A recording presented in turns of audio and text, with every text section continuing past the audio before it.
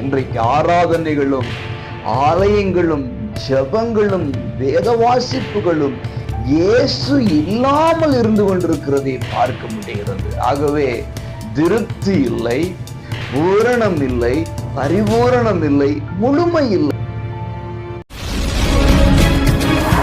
பிரியமான அன்பு கர்த்தருடைய பிள்ளைகளே, இயேசுவின் நாமத்திலே உங்களை மனதார வாழ்த்துகிறேன். ஏசப்பா உங்களை ஆசீர்வதிப்பாராக. கொலோசியர் 1:19 சகல பரிபூரணமும் அவருக்குள்ளே வாசமாயிருக்கும். அன்புக்குரியவர்களே, பூரணத்தை தேடி, பரிபூர்ணத்தை தேடி, முழுமையை தேடி இன்றைக்கு எங்கெங்கேயோ மனிதர்கள் போய்கொண்டிருக்கிறார்கள். இயேசு இல்லாத ஜெபமும் இயேசு இல்லாத வேதமும் முழுமையை கொண்டு வருமா? பூரணத்தை கொண்டு வருமா? இல்லை. கிறிஸ்துவுக்குள்ளே நாம் வாழ வேண்டும். ஜெபிக்கிறவர்களாக இருக்கிற நாம் கிறிஸ்துவோடு இணைந்து ஜெபிக்கிறவர்களாக இருக்க வேண்டும்.